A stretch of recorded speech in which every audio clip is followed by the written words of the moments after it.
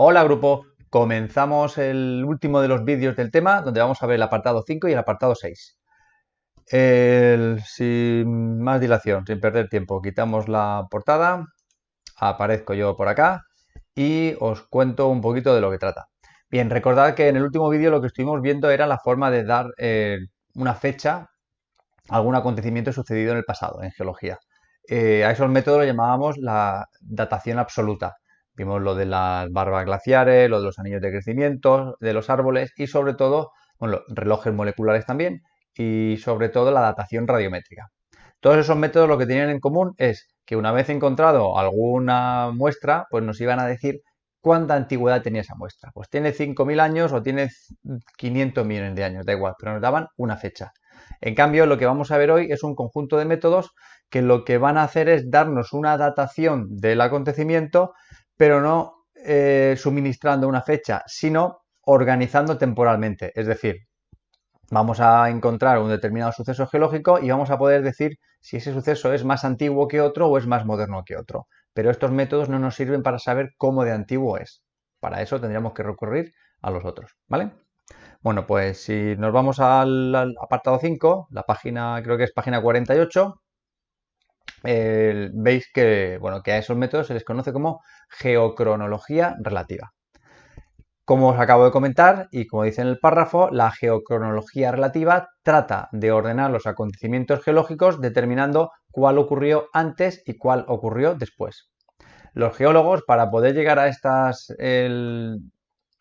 afirmaciones, lo que van a hacer es utilizar tres principios básicos, que son el principio de superposición de los estratos, que es el primero que veis aquí.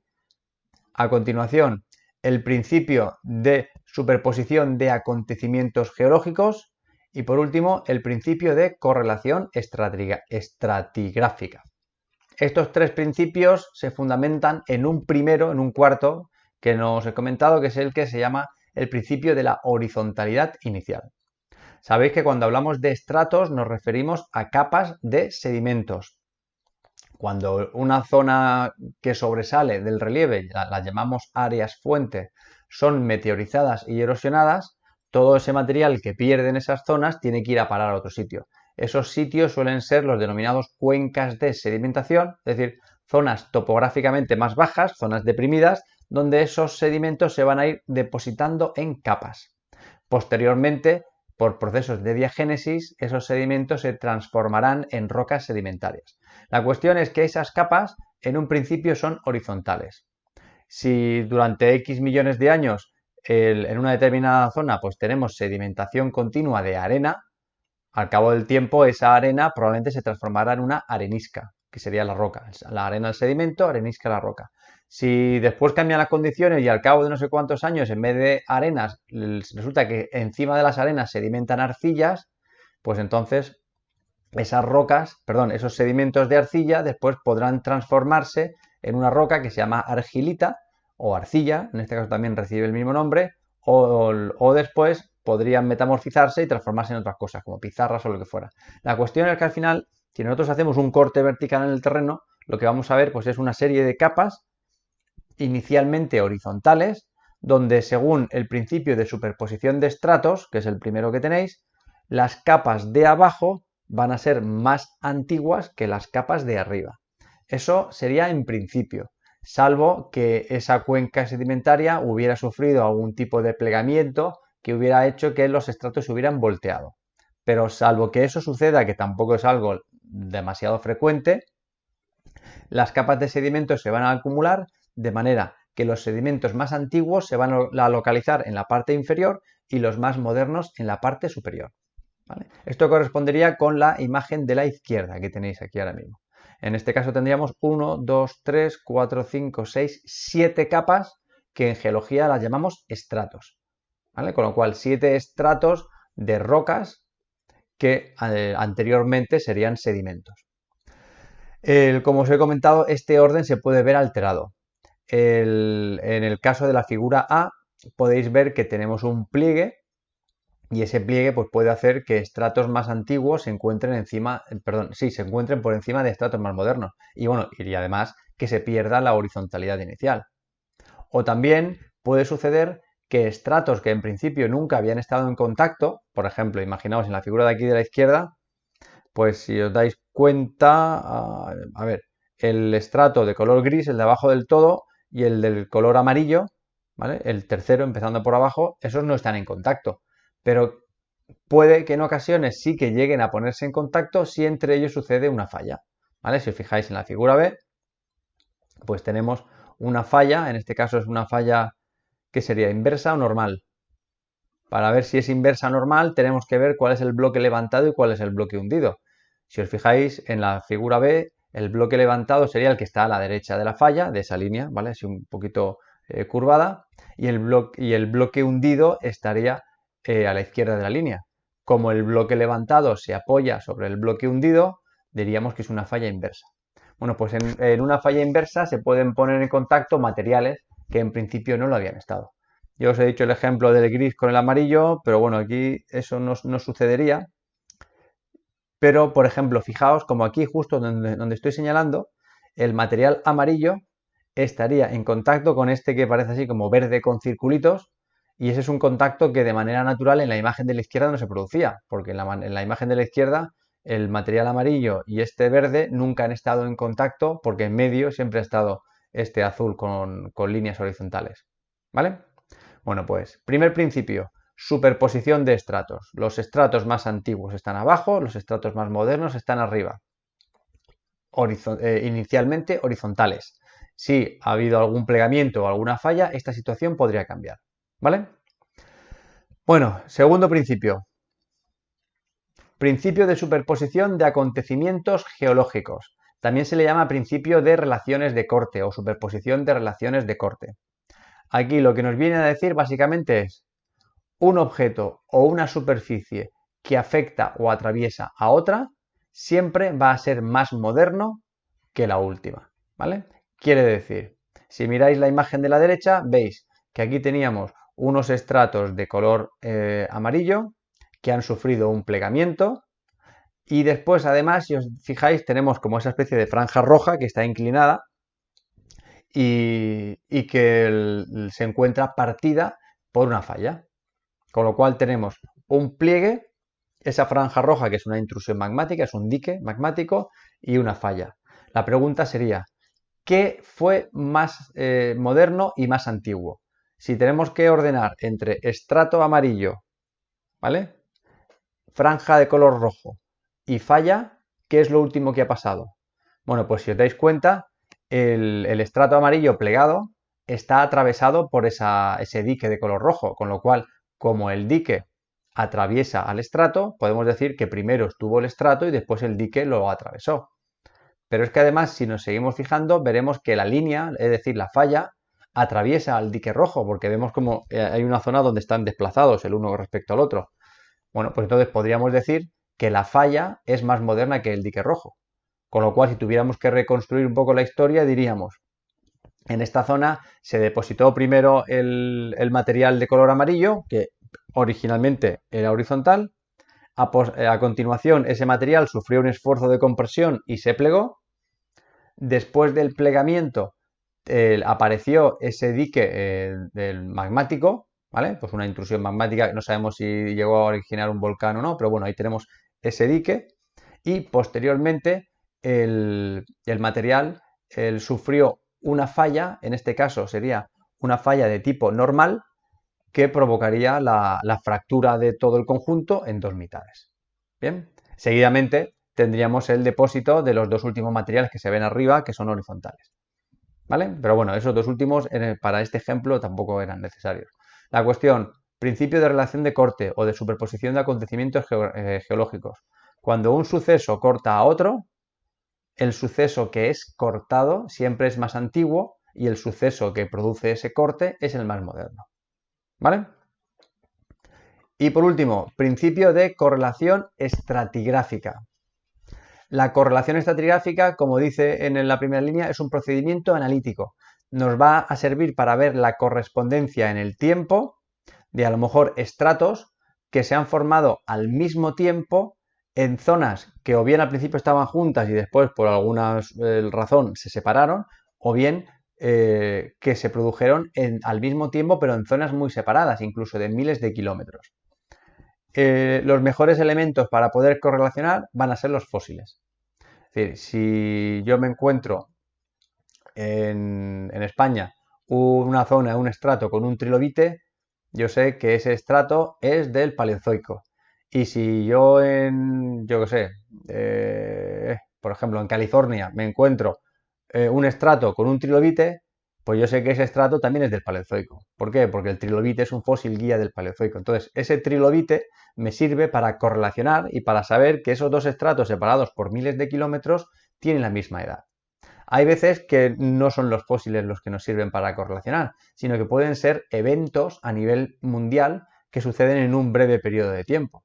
Imaginaos que hace 60 millones de años hubo una erupción volcánica catastrófica yo sé, en Asia, por ejemplo, y que produjo una sedimentación de 50 centímetros de ceniza. Y esa ceniza cayó en todo el mundo. Entonces, cuando yo en cualquier zona me encuentre ese depósito de ceniza ya petrificado, sabré que ese estrato tiene 60 millones de años. Y como es algo que afectó a nivel mundial, pues yo allí donde me encuentre ese estrato sabré que se debió a esa erupción que afectó a todo el mundo y que sucedió hace 60 millones de años. ¿Vale? Por lo tanto, tres principios. El primero, superposición de los estratos. Nos sirve para saber que los de abajo son más antiguos que los de arriba, salvo que haya pasado algo raro, pliegue, falla o lo que sea. Segundo principio, relaciones de corte. Cuando un objeto geológico corta a otro, el que corta es más moderno y el que es cortado es más antiguo. Y tercer principio, correlación estratigráfica. Yo puedo establecer la correspondencia temporal entre dos estratos distintos cuando me encuentre alguna huella que me indique que son de la misma época. Esa huella puede ser un fósil o puede ser algún evento, como hemos dicho, el de la ceniza volcánica o la presencia de ciertos minerales radiactivos que se sabe que tienen una cierta antigüedad. ¿Ok? Vale. Más cosas, más herramientas que utilizan los geólogos. Los estudios de las concordancias y de las discordancias. Decimos que dos estratos son concordantes cuando se han producido, digamos, en una unidad temporal o en la misma unidad temporal y sin que el depósito de un estrato y del siguiente, sin que en medio haya sucedido nada significativo. Me explico. Por ejemplo, si nos vamos a la página anterior, la foto que tenéis aquí arriba a la izquierda, yo diría que estos 7 estratos de aquí son concordantes porque si os dais cuenta, entre estrato y estrato no observamos ninguna superficie así que sea rara, todas son más o menos horizontales y todas también son lisas, no tienen fuertes aristas ni nada por el estilo. ¿Vale? Entonces, dos estratos van a ser concordantes cuando son paralelos entre sí y cuando vemos que entre un estrato y otro estrato no ha habido erosión previa ni ha habido ninguna cosa, sino que simplemente se depositó el estrato 1, después vino otro sedimento y formó el estrato 2, otro sedimento y formó el estrato 3. ¿Ok? Cuando una serie que era concordante es sometida a un proceso de erosión o a plegamiento y con el tiempo se produce el depósito de una segunda serie sedimentaria, entonces diremos que la primera serie y la segunda serie no son concordantes, es decir, presencian una discordancia. ¿Vale? Si os fijáis en el ejemplo que tenemos en esta página, veréis que los 1, 2, 3, 4, los 4 estratos que tenemos aquí abajo del todo son concordantes entre sí. En un principio eran paralelos, después vino un plegamiento, pero incluso ese plegamiento ha hecho que sigan siendo paralelos. Pero ¿qué pasa? Que encima de ellos vemos lo primero, que esta primera serie acaba bruscamente de forma horizontal, con lo cual significa que se produjo el pliegue, pero con el tiempo la erosión hizo que el terreno quedara completamente nivelado y con el tiempo se depositaron los dos últimos materiales, ¿vale? Este azul y este como de color verde que tenemos debajo. Estos dos materiales conforman la segunda serie sedimentaria. Esos dos materiales entre sí son concordantes, pero respecto a la primera serie, es decir, respecto a los primeros 4 materiales, son discordantes. ¿Por qué? Porque unos son horizontales y los otros están plegados. Diremos, por tanto, que entre la primera serie y la segunda serie sedimentaria existe una discordancia. En este caso se denomina discordancia angular y erosiva. erosiva porque hay una superficie de erosión en medio y angular pues porque, bueno, fijaos que los de arriba están así y los otros están de esta manera, ¿vale? Entonces no hay paralelismo entre ellos. Vale, aquí abajo tenéis la interpretación de un corte geológico sencillo, ese os lo dejo para vosotros. Yo os voy a poner ahora un par de animaciones para que vayamos viendo y me interesa que practiquéis un poquito esto porque ya os aviso que en la prueba, en el examen, vamos a tener un corte geológico sencillo que hay que saber interpretar, ¿vale? Bueno, pues vamos a por la primera animación. A ver dónde la tenemos. Es esta de... Vale. Bueno, fijaos. Vale, lo que estáis viendo ahora en este momento es la imagen final. ¿Vale? Es decir, ahora le daré el play y veremos cómo suceden las cosas poquito a poco. Bueno, esto podría ser una zona cualquiera, en la que nosotros estamos en la superficie y lógicamente no vemos qué es lo que hay abajo. Pero si pudiéramos hacer un corte en profundidad y tener como una especie de ventana, pues podríamos ver ese corte geológico, qué es lo que ha sucedido. Bueno, pues si rebobinamos, bueno, fijaos que tenemos faults, serían fallas, esto es un dique, aquí tenemos otra falla, otro dique, un batolito, que estoy señalando. Bueno, no sé si lo que marco el puntero se corresponde, porque a veces sí y a veces no, no me preguntéis por qué, porque no lo sé. Fijaos que a la derecha del todo de la imagen pone batholith, que sería un batolito, que es una acumulación de un magma que se ha enfriado en profundidad. Tenemos diques y el término que pone arriba a la izquierda, que pone shale, yo lo señalo por si acaso, pero igual estoy marcando, vete tú a saber dónde. Ese que pone shale son esquistos. Los esquistos es un tipo de roca metamórfica. Vale, si yo le doy al play, ¿eh? Nos viene la primera etapa. Se va a ir parando poco a poco, con lo cual me voy a esperar. A ver si se para o no se para. Igual me deja mal. No, vale, bien, se ha parado. Bien, primera etapa, deposición. Normalmente en ambiente marino, ¿vale?, se produce la sedimentación de materiales. Si leéis el texto que pone abajo, nos dice que capas de sedimentos son depositadas desde la parte más baja hasta la parte más alta. Aquí tendríamos un ejemplo del principio de superposición de estratos y además del principio de horizontalidad inicial. Fijaos cómo han dibujado cada estrato de un color distinto para simbolizar que eran materiales distintos. Todos horizontales. Vale, si le damos a la siguiente fase, aquí, ¿qué es lo que sucede? Fijaos como lo primero es que ha desaparecido el agua. Ese agua ha podido desaparecer bien porque hubo una glaciación y entonces disminuyó el nivel del mar, o bien porque esa zona, por alguna razón, subió, ¿vale? Puede ser por isostasia. Bueno, por isostasia no creo, porque si se ha cargado de materiales, lo normal es que bajara. Pero bueno, igual hubo algún tipo de esfuerzo que hizo que esa zona se elevara, ¿vale? O se retiró el mar o se elevó la zona, o ambas cosas. Y lo que nos dice es que en esta zona lo que sucede es que hay una falla que corta a todas las capas de rocas, ¿vale? Esa falla sería, en este caso, una falla inversa, porque fijaos que el bloque levantado, que sería el de la derecha, está más alto, es decir, se apoya sobre el bloque hundido, que sería el de la izquierda. Bueno, pues hemos tenido nuestro depósito, estábamos en un ambiente marino, ahora estamos en un ambiente terrestre, hay una falla que se va a producir, si es inversa es porque ha sido un esfuerzo de compresión, y entonces ahora a ver qué es lo que pasa. Bueno, pues tenemos una erosión y una deposición. Fijaos que la erosión se ha cargado la primera capa que había y después hemos tenido la deposición de otras capas de sedimentos. Claro, como teníamos una falla que era inversa, había digamos, una zona que estaba como más hundida que la otra, eso ha sido rellenado por los sedimentos que había. Y nos queda esta muestra de aquí. Si miráis la falla inversa arriba del todo a la izquierda, la última capa es de los sedimentos antiguos. Se ha producido la deposición de dos capas más, una de ellas son los esquistos y la otra no lo sé porque no nos han dicho de qué son. Bien, a continuación, ¿qué tenemos? A la derecha se forma otra falla. En este caso es una falla de tipo normal. Provoca el hundimiento de todo el conjunto, ¿vale? Y la elevación del bloque derecho, con lo cual lo que antes era todo una llanura, resulta que es una llanura con un relieve tabular, un relieve en forma de mesa, a la derecha del todo. Vale, cuando lo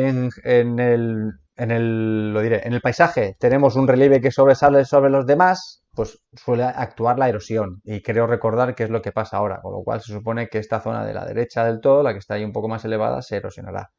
Igual no, ¿vale? Pero yo creo que sí que pasará eso. Efectivamente, esa zona se erosiona y aparece una intrusión magmática. Interesante. Fijaos que ese relieve que se ha erosionado ha dejado al descubierto los esquistos.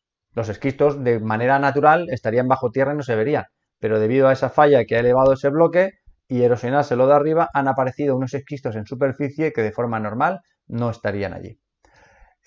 Importante, ahora tenemos la aparición de este batolito, de esta masa de magma que no llega a salir al exterior y que se va a enfriar dentro. Fijaos cómo este batolito corta a la falla normal que acababa de suceder. Con lo cual, según el principio de relaciones de corte, podríamos decir que el batolito es más moderno que la falla.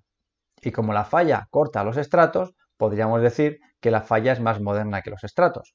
Con lo cual, si ordenamos temporalmente, primero tendríamos el depósito de los estratos, después tendríamos la aparición de la falla y lo más moderno sería la aparición del batolito, de esa intrusión. ¿Vale? Bien, continuamos. Ahora resulta que lo que nos aparece es un dique, ¿vale? Un filón capa, se denomina sill, y aquí ahora por la izquierda nos aparece otro dique que llega hasta la superficie. Bien. Como podéis observar, el dique B corta al batolito. ¿Eso qué es lo que nos quiere decir? Que el dique B es más moderno que el batolito. Pero es que si miramos el dique A, vemos que corta al dique B, ¿vale? Porque el dique B, cuando llega a una determinada capa, en vez de continuar hacia arriba, lo que hace es que se mete en ese plano de estratificación y se queda en forma horizontal, con esa forma de dique sill. Bueno, pues como el dique A corta al dique B, podemos decir que el dique A es el más moderno de todos. ¿Ok? Bueno, pues esto que hemos hecho ha sido ver cómo de manera relativa hemos datado qué ha pasado primero y qué ha pasado después. En ningún momento estamos hablando de millones de años, sino simplemente de qué sucede antes y qué sucede después. ¿Ok? Bien, bueno, pues a ver, un segundo.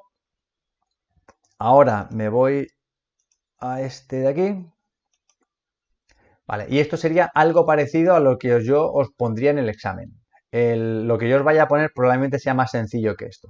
¿Vale? Pero bueno, os enseño cómo esta animación está bastante bien. Os la comento y así, bueno, pues nos sirve para repasar. Con lo cual tenéis la que os acabo de poner, la que os voy a poner ahora y después el corte que tenéis en el libro resuelto, bueno, pues ya tendríamos 3 herramientas. También había alguna actividad final, con lo cual ya serán 4. Yo creo que con estos 4 será más que suficiente para hacer bien el del examen. Bien, esto sería el típico corte geológico que se estudia en geología. Con vuestros compañeros de segundo de bachillerato hacemos muchos de estos porque en las pruebas de las PAU siempre suele salir 1 o 2 cortes. Normalmente salen 2 cortes geológicos con bastantes preguntas. Bien, vale, aquí lo que vamos a hacer es reconstruir lo que se llama la historia geológica. Como nos dice aquí en inglés, bueno, pues la historia geológica es un corte a través del cual la Tierra nos muestra pues una variedad de estructuras geológicas. Los geólogos utilizan estos principios, como puede ser el de relaciones de corte, para deducir la secuencia de los eventos que se han producido. Vale, aquí tendríamos todos estos materiales, conforme yo voy tocando aquí abajo en la leyenda, se van sombreando el material correspondiente, con lo cual abajo del todo tenemos esta base, ¿vale? De gneiss y de esquistos. Ahora estoy tocando del 1 al 6, nos dicen que son capas plegadas, ¿vale? Es decir, los estratos plegados del 1 hasta el 6. Este de aquí sería un plutón de granito. Aquí tendríamos las capas de 15 a 17. Fijaos que no pone folded porque estas no están plegadas, estas son horizontales. Aquí tendríamos un dique de basalto. Las capas 26 y 27. Y después estas 5, ¿cómo lo diría? No me sale el nombre. Bueno, pues estos 5 comentarios, ¿no? No sé si ahora si me sale os lo diré. Conceptos, perdón. Estos 5 conceptos para vosotros son un poco elevados, ¿vale? Es decir, esto a nivel de bachillerato sí, pero para cuarto ni falta. No conformidad, que es el contacto entre un material, el metamórfico o ígneo, como es este, con uno sedimentario. Una discordancia angular, ¿vale? Entre este material que está curvado y este material que está en horizontal. Una disconformidad, que sería este de aquí, ¿vale? Que sería el contacto entre dos materiales que siendo horizontales vemos como entre uno y otro ha habido una erosión y hay marcas de erosión que son visibles. Este de aquí sería la línea presente, ¿vale? Es decir, pues el relieve actual. Y este último sería la falla, en este caso una falla normal, donde el bloque hundido se apoya sobre el bloque levantado.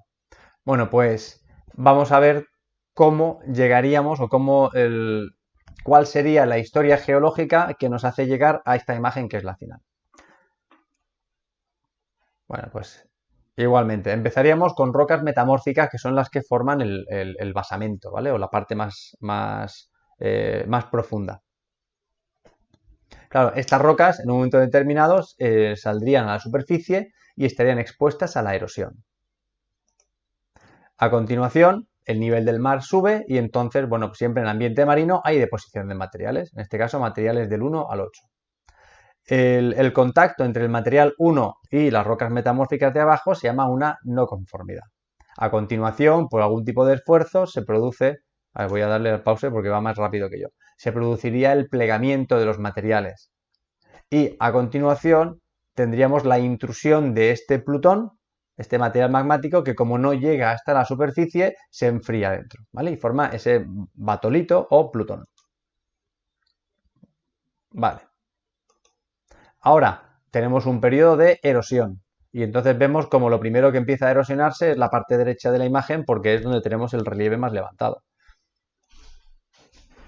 Vale, ahora seguimos y entonces si os fijáis aquí tenemos nuevamente aumenta el nivel del mar y entonces se produce el depósito de estos materiales que serían creo que era a partir del 15. Que no tengamos materiales del 7 al 14 nos indica que probablemente ha habido un intervalo de erosión que haría que esos materiales fueran eliminados. Vale, vemos cómo estamos en el ambiente marino y por lo tanto vuelve otra vez a depositarse materiales. Un segundo que voy para atrás. Aquí nos dice el límite del material 15 con el otro material sería una discordancia angular, porque si os fijáis los materiales de color verde están en horizontal y los otros están así un poquito curvados y se siguen depositando hasta el 19. Ahora entraría en escena, un dique ígneo que probablemente salió a la superficie y originaría un volcán submarino que daría lugar probablemente a una isla volcánica, pero con el tiempo lo que sucede es que disminuye el nivel del mar, el volcán empieza a erosionarse, continúa la erosión afectando a todos los materiales de antes y entonces se produce una nueva inundación y un nuevo depósito. Vuelve a bajar otra vez el nivel del mar y tenemos el relieve actual con la falla normal que afectaría a los materiales de la derecha. ¿Vale?